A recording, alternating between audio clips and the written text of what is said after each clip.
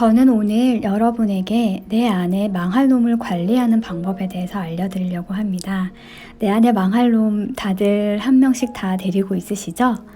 대부분의 사람들이 감정에 휘둘립니다. 한평생 그러는 사람도 있지만 통제력을 잃고 흥분할 때만 가끔 그러는 사람도 있고요.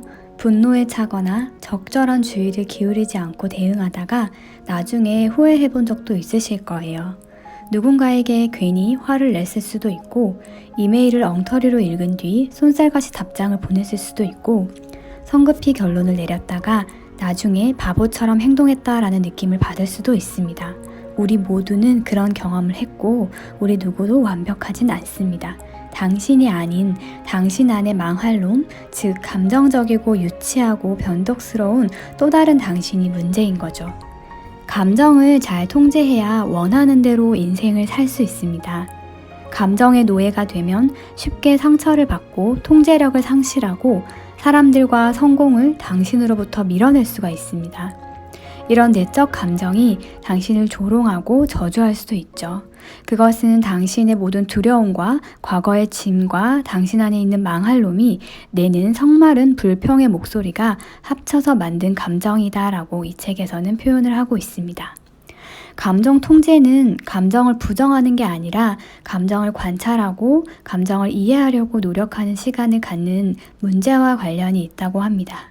그것은 내가 왜 이렇게 느끼고 반응하고 있지? 혹은 이런 변덕스러운 감정이 대체 무슨 소용이 있지에 대한 고민을 해보는 시간이 될 수 있습니다. 그럼 여기서 감정을 이해하고 관리, 통제, 정복해서 결정하고 행동, 결과를 장악하기 위해서 인생에서 테스트해 볼 수 있는 10가지 전략을 소개해 보려고 합니다. 첫 번째, 감정을 관찰하라.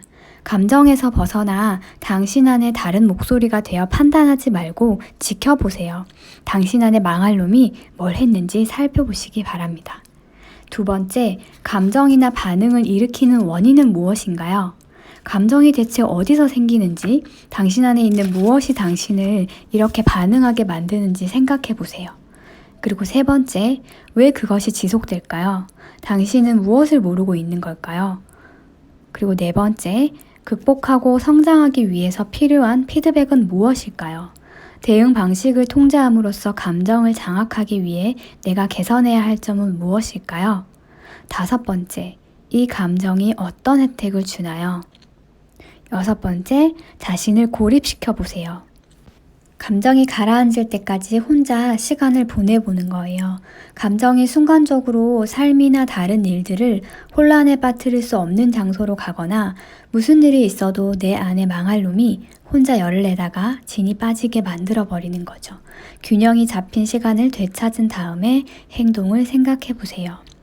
일곱 번째, 샌드백을 친구로 삼아라. 신중하고 당신을 판단 대상으로 삼지 않으면서도 도움을 줄 수 있는 사람을 찾아보세요. 그런 사람에게 부탁인데 고함을 질러도 될까? 라고 물어보시거나 소리를 질러서 그 망할 놈을 빼내는 거죠. 그렇게 빼내고 나면 기분이 훨씬 더 좋아질 수도 있습니다. 강력한 감정을 억누르고만 있으면 공격적인 행동을 하거나 신경쇠약에 걸리거나 더 안 좋은 질병에 걸릴 수 있다고도 하네요. 여덟 번째, 믿을 만한 조언을 들어라. 같이 이야기할 수 있고 똑똑한 조언을 해줄 수 있는 친구나 멘토는 당신이 스스로의 감정에 어떻게 잘 대응하는지에 대해서 누구보다 잘 알려줍니다. 당신 안에 망할 놈이 외부의 망할 놈으로 변하는 모습을 본 사람들은 특히 더 그럴 수가 있겠죠. 아홉 번째, 성급하거나 감정적인 결정을 하기 전에 기다리세요.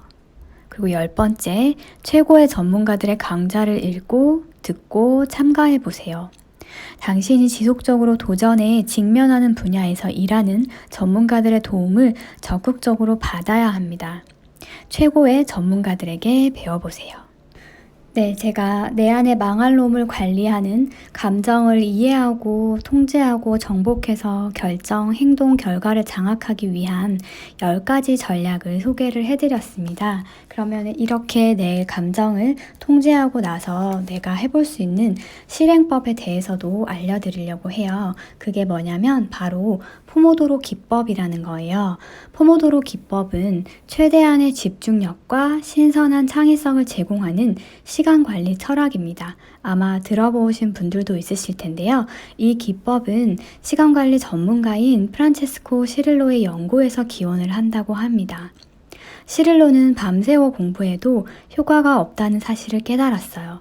산만해서 시간을 효과적으로 활용하지 못하고 있다고 판단한 그는 토마토 모양의 주방 타이머, 이걸 포모도로는 토마토를 뜻하는 이탈리아어라고 하네요. 10분을 설정한 뒤에 10분 동안은 다른 어떤 일도 하지 않고 오로지 공부에만 매진했고, 그는 타이머가 울려서 쉴 수 있을 때까지 집중하고 결과적으로 휴식 시간을 가지면서 더 많은 공부를 끝낼 수 있었다고 합니다. 그러면 다음은 포모도로 기법의 두 가지 효과인데요. 첫 번째, 짧은 시간 동안 집중적으로 일을 하면 분명히 꾸준한 생산성을 유지할 수가 있습니다. 두 번째, 규칙적으로 휴식을 취하고 그래야 동기를 강화하고 창의성을 유지할 수 있다고 합니다. 어떤 중대한 일에 직면했을 때 짧은 시간 동안 열심히 일한 뒤에 짧은 휴식 시간을 가져보세요. 이렇게 하면 여러분의 두뇌는 짧은 시간 동안 집중하는 법을 배우고 강력한 생산성을 창출할 수가 있습니다. 저는 많은 분야에서 이 기법을 활용하고 있는데, 특히 저자는 글을 쓸 때 더 그렇다라고 얘기를 하고 있어요. 25분 동안 글을 쓰고 5분 동안 휴식을 취합니다. 단 세 번째 25분 동안 일한 뒤에는 5분이 아닌 더 긴 휴식을 취할 수 있어요.